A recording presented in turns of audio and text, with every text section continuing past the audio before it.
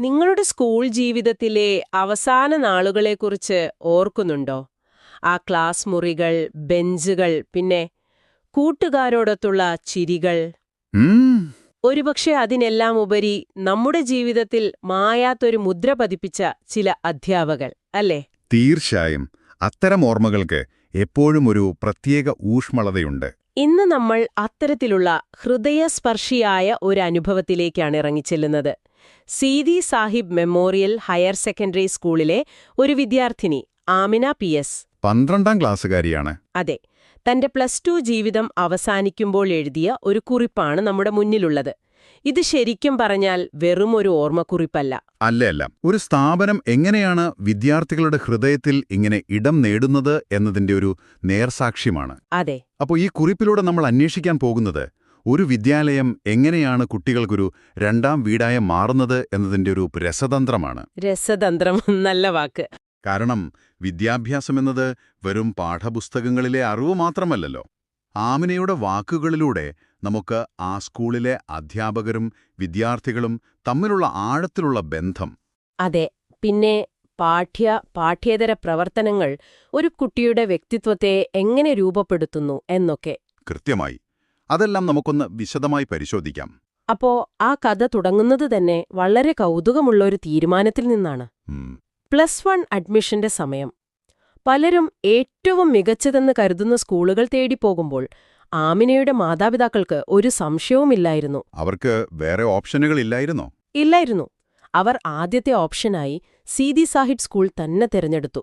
അപ്പൊ സ്വാഭാവികമായും ചോദ്യങ്ങൾ വന്നു. അതൊരു നിർണായകമായ തുടക്കമാണ്. കാരണം ആമിന തന്നെ പറയുന്നുണ്ട്, വേറെ സ്കൂളിലൊന്ന് കിട്ടിയില്ലേ എന്നൊക്കെയുള്ള ചോദ്യങ്ങൾ നേരിടേണ്ടി വന്നു എന്ന്. അതെ, ഇതൊരു സാമൂഹിക സമ്മർദ്ദമാണ്. പലപ്പോഴും മറ്റുള്ളവരുടെ അഭിപ്രായങ്ങൾക്ക് വഴങ്ങി നമ്മൾ തീരുമാനങ്ങൾ എടുക്കാറുണ്ട്. പക്ഷേ ഇവിടെ ആമിനയുടെ മാതാപിതാക്കൾ അവർ ഉറച്ചുനിന്നു. അതെ, അവർ അവരുടെ ബോധ്യത്തിൽ ഉറച്ചുനിന്നു. ഒരു സ്ഥാപനത്തിൽ അവർ അത്രമാത്രം വിശ്വസിച്ചു. ആ വിശ്വാസമാണ് പിന്നീട് ശരിയാണെന്ന് തെളിഞ്ഞത്. ശരിയാണ്. ആ തീരുമാനത്തിൽ അവർക്ക് യാതൊരു ആശങ്കയും ഉണ്ടായിരുന്നില്ല എന്ന് ആമിന അടിവരയിട്ട് പറയുന്നുണ്ട്. ഫസ്റ്റ് അലോട്ട്മെന്റിൽ തന്നെ അവിടെ അഡ്മിഷൻ കിട്ടി ആ യാത്ര തുടങ്ങി.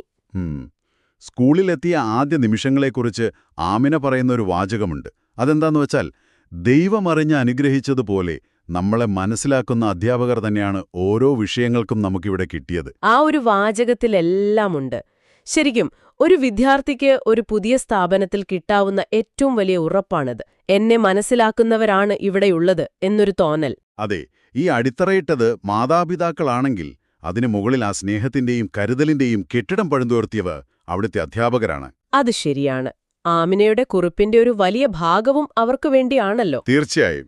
എന്നെ ശരിക്കും അത്ഭുതപ്പെടുത്തിയൊരു കാര്യം, ആമിന ഏകദേശം 15ഓളം അധ്യാപകരുടെ പേരെടുത്ത് പറയുന്നുണ്ട്. അതെ, ഓരോരുത്തരെയും. ഓരോരുത്തരും എങ്ങനെ തന്റെ ജീവിതത്തെ സ്വാധീനിച്ചു എന്ന് വളരെ വ്യക്തമായി പറയുന്നു.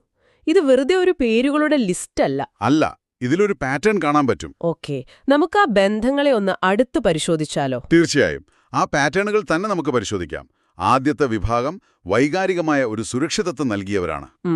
ക്ലാസ് ടീച്ചറായ സാജിദ ടീച്ചറെക്കുറിച്ച് പറയുന്നത്, വാക്കിലും നോക്കിലും പരിധിയില്ലാ സ്നേഹവും കരുതലുമായി ചേർത്ത് പിടിച്ച വ്യക്തി എന്നാണ്. ആ ചേർത്തുപിടിക്കൽ. ഒരു ക്ലാസ് ടീച്ചറാണല്ലോ സ്കൂളിലൊരു കുട്ടിയുടെ ആദ്യത്തെ ഒരു പോയിന്റ് ഓഫ് കോണ്ടാക്ട്. അതെ, ആ ബന്ധം ശക്തമാണെങ്കിൽ പിന്നെ ആ വിദ്യാർത്ഥിക്ക് സ്കൂൾ ഒരു അന്യസ്ഥലമായി തോന്നുകയില്ല. അതേസമയം പ്രിൻസിപ്പൽ സെമീന ടീച്ചറെക്കുറിച്ച് പറയുമ്പോഴും ആ ഗൗരവമുള്ള പദവിയുടെ അപ്പുറത്തുള്ളൊരു വ്യക്തിയെയാണ് ആമില കാണുന്നത്. ശരിയാണ്. ഓരോ കുട്ടികളെയും മനസ്സിലാക്കിക്കൊണ്ട് വാത്സല്യത്തോടെ കൂടെ തന്നെ നിൽക്കുന്ന പ്രിൻസിപ്പൽ. ഒരു സ്ഥാപനത്തിന്റെ തലപ്പത്തിരിക്കുന്നയാൾ ഇത്രയും അപ്രോച്ചബിൾ ആകുമ്പോൾ അത് താഴെത്തട്ടിലുള്ള അധ്യാപകർക്കും ഒരു ധൈര്യം കൊടുക്കും, കുട്ടികളോട് കൂടുതൽ അടുത്തിടപഴകാൻ. അതൊരു സംസ്കാരമായി മാറും. അതെ, ഇതൊരു സ്ഥാപനത്തിൽ ബോധപൂർവം വളർത്തിയെടുക്കേണ്ട ഒന്നാണ്. ഈ വിഭാഗത്തിൽ വരുന്ന മറ്റൊരാളാണ് റംലുമ്മ.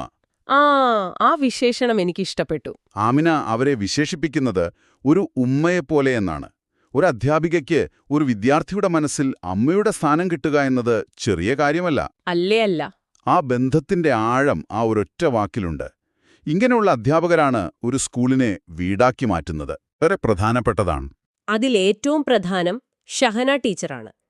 8ാം ക്ലാസ്സിലെ ഓൺലൈൻ പഠനകാലത്ത് പോലും ആമിനയിലെ എഴുത്തുകാരിയെ കണ്ടെത്തിയത് ഷഹന ടീച്ചറാണ്. എന്നിട്ട് ജില്ലാതല മത്സരത്തിൽ വിജയിക്കാൻ പ്രേരിപ്പിച്ചു. അതെ, +2-വിലും മലയാളത്തിൽ ഒരുപാട് അവസരങ്ങൾ നൽകി പ്രോത്സാഹിപ്പിച്ചു. ഇതാണ് ശരിക്കും ഒരു അധ്യാപിക ചെയ്യേണ്ടത്. പലപ്പോഴും കുട്ടികൾക്ക് അവരുടെ കഴിവുകളെക്കുറിച്ച് സ്വയം ഒരു ബോധ്യമുണ്ടാവില്ല. ഒരാളത് ചൂണ്ടിക്കാണിച്ചു കൊടുക്കണം. അതെ, ഷഹന ടീച്ചർ അവിടെ ഒരു ടാലന്റ് സ്കൗട്ടിന്റെ റോളാണ് ചെയ്യുന്നത്. അതുപോലെയാണ് NSSലൂടെ ജീവിതത്തിലേക്ക് വന്ന ഹഫീദ ടീച്ചർ. എപ്പോഴെന്ത് കാര്യത്തിന് വിളിച്ചാലും ഒരു മടിയും കൂടാതെ കൂടെ നിൽക്കുന്ന ടീച്ചർ. അതെ, NSS പോലുള്ള പ്രവർത്തനങ്ങൾ കുട്ടികൾക്ക് പാഠപുസ്തകത്തിന് പുറത്തുള്ള ഒരു വലിയ ലോകം കാണിച്ചു കൊടുക്കുകയാണല്ലോ. ആസാദിസാറ്റ് എന്ന പ്രോഗ്രാമുമായി ബന്ധപ്പെട്ട് മറക്കാനാവാത്ത നിമിഷങ്ങൾ സമ്മാനിച്ച ഫസീല ടീച്ചർ, ശാസ്ത്രമേളയിൽ കൂടെയുണ്ടായിരുന്ന ഫരീദ ടീച്ചർ, USO പരീക്ഷയ്ക്ക് കൂടെ നിന്ന ഷംന ടീച്ചർ. അതെ, ഇവരൊക്കെ ആമിനയ്ക്ക് പുതിയ പുതിയ വഴികൾ തുറന്നുകൊടുത്തവരാണ്. ഇത് കേവലം അക്കാഡമിക് പഠനമല്ല. അല്ല, ഇത് അനുഭവങ്ങളിലൂടെയുള്ള പഠനമാണ്. ശരിയാണ്. ഇനി മൂന്നാമത്തെ ഒരു വിഭാഗമുണ്ട്, വിഷയങ്ങളെ സ്നേഹിക്കാൻ പഠിപ്പിക്കുന്നവർ.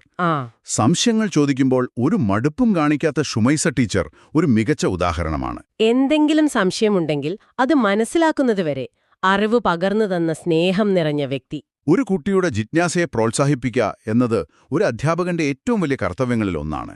തീർച്ചയായും ആ കർത്തവ്യം അവരെത്ര മനോഹരമായി നിർവഹിക്കുന്നു. ഈ 3 തരം പിന്തുണയും, വൈകാരികമായ കരുതൽ, അവസരങ്ങൾ നൽകുന്ന പ്രോത്സാഹനം, അറിവ് നേടാനുള്ള സഹായം, ഇതെല്ലാം ഒരുമിച്ച് ചേരുമ്പോഴാണ് ഒരു വിദ്യാർത്ഥിയുടെ വിദ്യാഭ്യാസം പൂർണ്ണമാകുന്നത്. അതെ, ഈ അധ്യാപകരെയും രക്ഷിതാക്കളെയും ചേർത്ത് ആമിന ഉപയോഗിക്കുന്നൊരു വാക്കുണ്ട്, മുതൽക്കൂട്ട്. എന്നെ ആ വാക്ക് വല്ലാതെ ആകർഷിച്ചു. ആ വാക്ക് അത് വെറുമൊരു വൈകാരിക പ്രകടനമല്ല, അതിന് വിദ്യാഭ്യാസ മനഃശാസ്ത്രത്തിൽ വലിയ പ്രാധാന്യമുണ്ട്. Okay. Social and emotional learning അഥവാ SEL എന്നൊരാശയമുണ്ട്. SEL, അതായത് അക്കാഡമിക് അറിവിനൊപ്പം തന്നെ വിദ്യാർത്ഥികളിൽ വൈകാരികവും സാമൂഹികവുമായ കഴിവുകൾ വളർത്തിയെടുക്കുക. ഉദാഹരണത്തിന് സ്വന്തം വികാരങ്ങളെ തിരിച്ചറിയുക, മറ്റുള്ളവരോട് സഹാനുഭൂതിയോടെ പെരുമാറുക, ഉത്തരവാദിത്തത്തോടെ തീരുമാനങ്ങൾ എടുക്കുക, ഇതൊക്കെയാണ് SELന്റെ ഭാഗം.